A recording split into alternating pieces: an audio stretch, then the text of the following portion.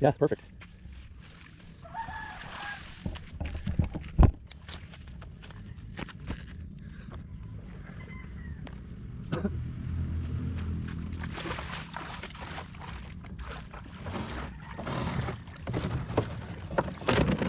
Ouch.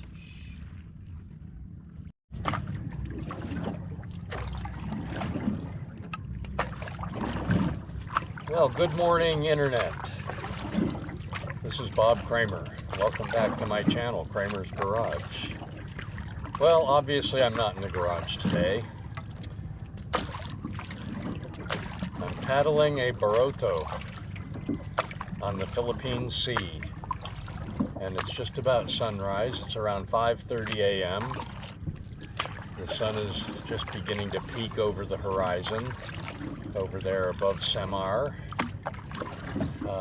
Samar is to my east. Masbate is behind me.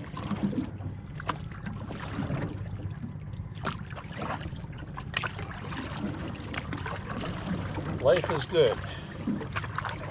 I turned 72 yesterday, and I suppose when you get to be my age, you start to reflect on some of your past experiences as you get older. So, staying healthy in your 70s. Let's talk about that for a minute. I'm a firm believer that health in your old age revolves around fitness and nutrition. That's why I'm out here paddling at 5:30 in the morning. Well, first of all, the sea is beautiful right now. The water is very calm. It's relaxing. And I really enjoy getting out here paddling. And at some point I'll jump off the boat and swim a little bit too. But very nice out here. And with a little luck, we'll see the sunrise here in a few minutes. But there are some clouds out there, so it could be that we don't see much of a sunrise today. Yesterday it was a beautiful sunrise. Looks like we could have a storm, actually. I see some dark clouds forming up. I'm going to turn the boat so the camera's facing the east. So if we get a sunrise, we'll be able to see it on the camera. So fitness and nutrition. I exercise almost every day. Paddling, bicycle riding, hiking, walking. And I do quite a bit of stretching and core strength work. If you want to avoid back pain, you have to keep your core strong. You have to keep your muscles that support your back strong. You have to keep your abs strong. So I do core strength, crunches, and a variety of back exercises almost every day for about 30 minutes. Takes about 30 minutes. Come on, you guys are all retired, so you have plenty of time. Core strength and flexibility. You want to maintain range of motion. You want to be able to paddle and move. Keep all the joints moving freely. Range of motion. You have to do a lot of stretching. I do some yoga. I mix some yoga in with my stretching routine. And nutrition. I'm not going to dwell on nutrition. Everybody's in disagreement. My personal belief is that you should eat all the fruits and vegetables that you can possibly get your hands on, and don't leave too much room for meat and dairy products. All the animal products contain saturated fat and cholesterol. Those are public enemy number 1 and public enemy number 2. So if you want to have coronary artery disease, cancer, all kinds of illnesses that we get from the food we eat plenty of meat and dairy. But if you want to stay disease-free, eat all the fruit and vegetables you can eat, and keep meat and dairy on the down low, really down low. Like, I eat almost none. I won't say none, but I eat almost none of the meat and dairy groups. I do eat occasionally chicken, and I eat fish. Probably, here in the Philippines, I eat fish probably 3 or 4 times a week. At home in America, I eat fish 3 or 4 times a month. But fish is cheap and plentiful here, and it's really good. It's fresh caught every day. Yesterday we had fresh caught tuna, and we grilled it over coconut shells. It was delicious. That was my birthday dinner. It's one of my favorite things here is grilled fish. But anyway, yeah, that's the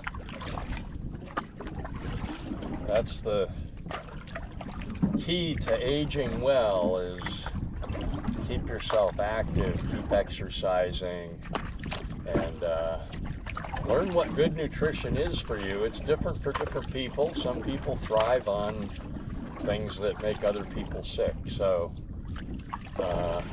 study it yourself and decide what works for you. Pay attention to your body and how you feel when you eat certain things. But anyway, yeah, and then keep your mind active.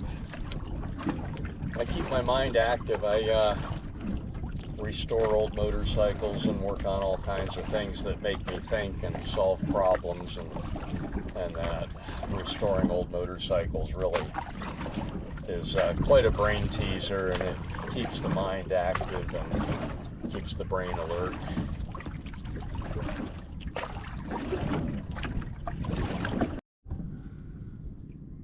So that's Samar over there in the distance, and that's where we should be seeing the sunrise glistening on the water. However, as you can see, there's a lot of dark clouds on the horizon, and I don't believe we're going to see the beautiful sunrise today. So I'll have to try again tomorrow. But look at this. I don't think I'm going to stay out here too long. Look at the clouds forming up. We're going to have a storm, I think. There's other smaller islands out there on the horizon. The boat's beginning to turn itself toward shore. So this is what here in the Philippines they call a Baroto. It has outriggers on both sides so it can't tip over in rough water. And I have paddled this in fairly rough water, and it doesn't tip over. But sometimes the waves wash over the boat and fill it up with water. That makes it somewhat of a chore to paddle when it's full of water. But it doesn't sink. I don't think. I've never sank it. But yeah, I've had this boat for, gosh, I guess about 6 years now. So every winter we come over here and go paddling. You can see our house over here, right there, that yellow speck in the middle of the screen. That's our beach house. What a beautiful morning though, other than the clouds.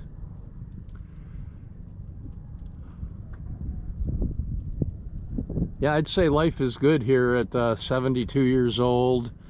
Every winter I come to the Philippines with my wife, usually for 2 months.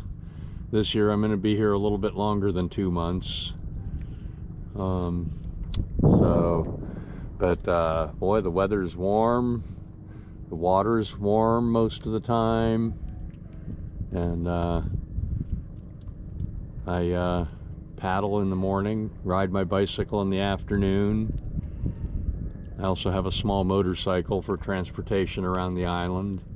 So we've built somewhat of a nice little life here in the Philippines, and it's good for, you know, 2 or 3 months at a time. It's good. I don't know if I'd really want to live here full time. I miss I miss the amenities in America, like electricity that's always on, things like that. But restaurants that actually serve vegetables, you're hard pressed to find a vegetable dish in a restaurant here. Yeah, a lot of pork and fish and things, chicken and whatnot. But anyway, Filipinos aren't big on vegetables. They do eat vegetables, but that's not a main course for them. It's a little side dish.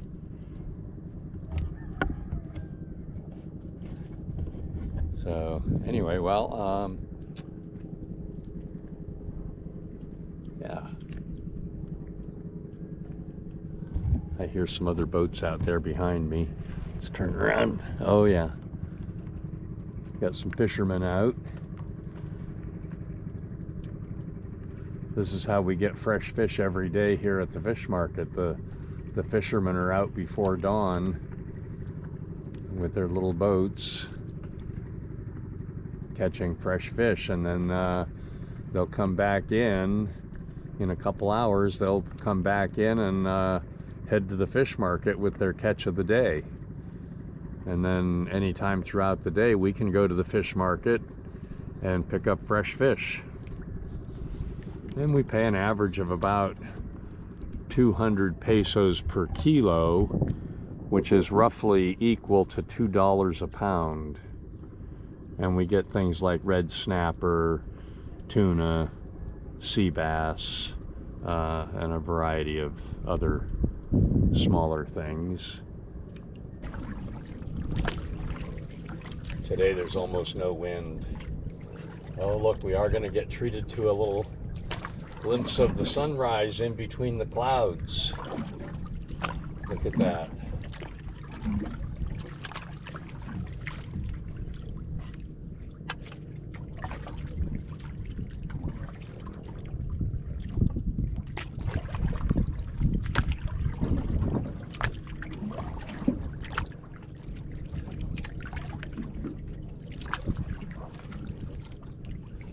So a lot of people have asked me why I make YouTube videos, since I'm not really very good at it. But I'm going to talk about that a little bit, why I started making YouTube videos in the first place. I've spent most of my life working on mechanical and electrical things, and I have quite a broad base of knowledge about mechanics and electronics and construction and a variety of trades. So I started restoring vintage motorcycles, primarily Honda Goldwings, about 8 years ago. And and I was a professional bicycle mechanic for quite a while. I worked for a couple of cycling teams, and also ran a bike shop for several years. So I felt like I had a lot of knowledge about a variety of things, and I wanted to have a way to pass some of that knowledge on to other people. And some of you people out there that have subscribed to my channel have encouraged me a little bit to share more and do more how-to type videos, and so I've tried to respond to that and accommodate it.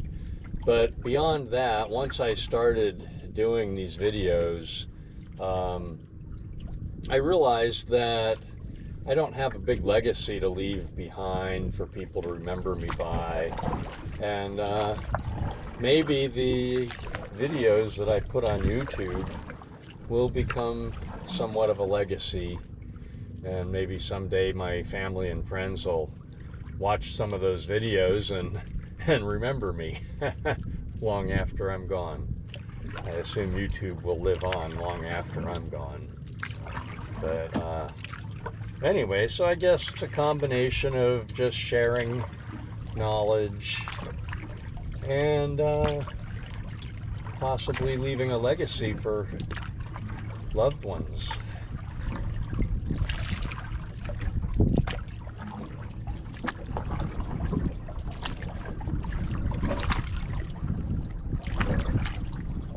It's so relaxing out here paddling, and we did get treated to a nice sunrise. I'm gonna have to turn the camera. It's really nice right now.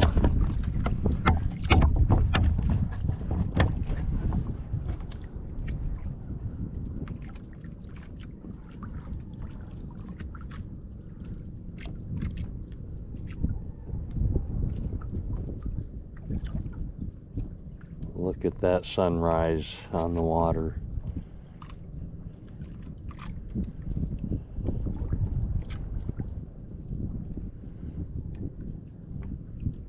The water has just a real gentle swell to it.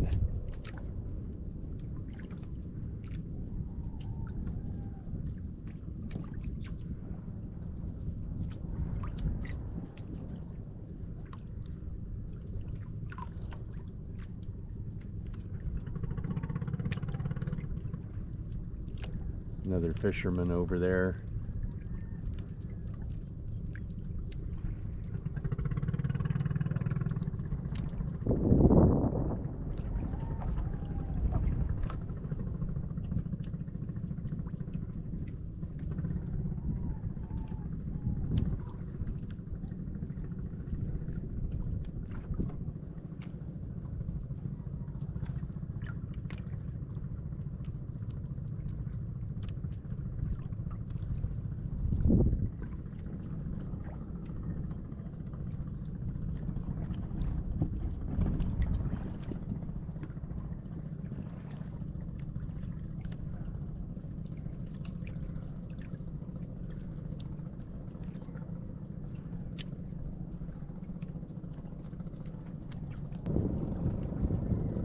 Okay, the sun has gotten up behind the clouds.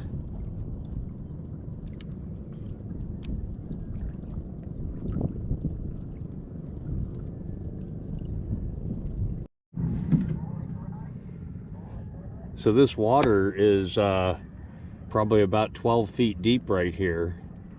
And look at that, you can see the bottom clear as day. Look at that. What you're seeing is rocks on the bottom. Water's crystal clear today. Let's look on the other side.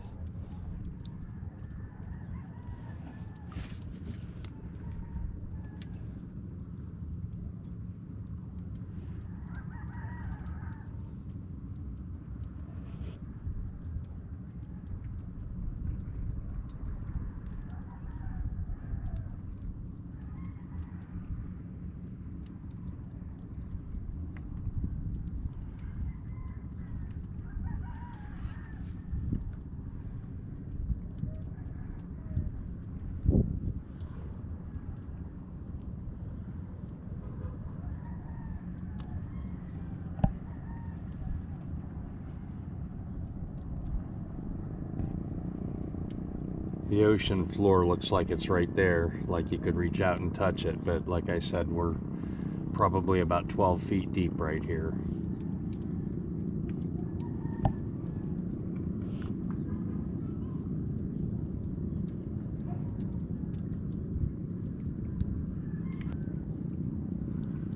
Starting to see smoke coming up from some of the homes. Yes, a lot of Filipinos still cook on wood fires every day. As I've mentioned before, this is truly a third world island. A lot of things that we take for granted in the United States just don't exist here.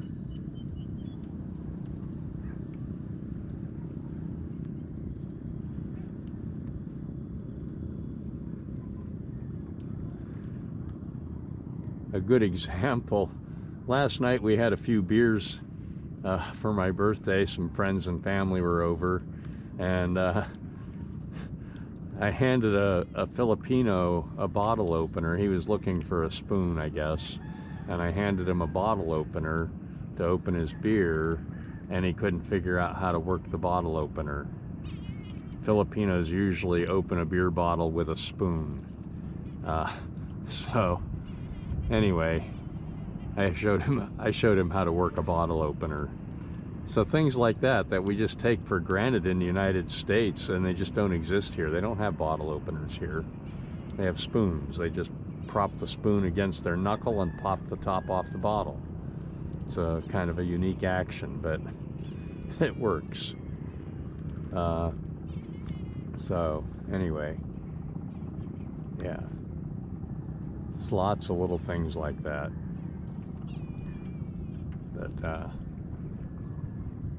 Okay, well, I think I'm going to paddle it back in and see what's happening, see what's going on for breakfast.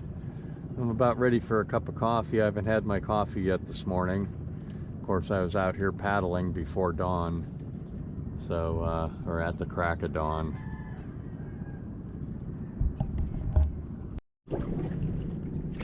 Well, the dark storm clouds have broken up as the sun comes up higher. It's drying up the clouds, and they're just dissipating. So it looks like it's going to be another beautiful day in the long string of beautiful days that we've had here. Today's December 22nd, and temperatures have been running in the mid-80s. It's beautiful, beautiful. The water's crystal clear, the sun's shining, the clouds are breaking up. It's going to be another beautiful day.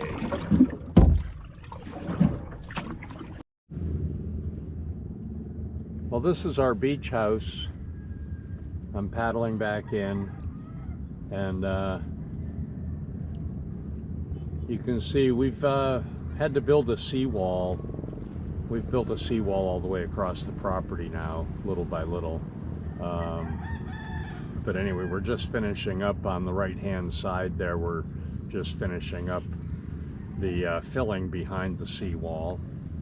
And so anyway, the seawall protects the house. Sometimes we have typhoons here, and sometimes if we have a typhoon during high tide, the waves will actually splash right against the back of the house. So at one point we had to build a wall to protect the foundation of the house because the waves were actually beginning to wash out the foundation. So we built a wall and fixed that, and now we're building another wall farther out so the waves actually won't hit the house anymore. So I guess that'll be a big improvement. So anyway, this is our little slice of tropical paradise here in the Philippines. I'm going to end this video now. If you like my video, give me a thumbs up, subscribe to my channel. Thanks for watching.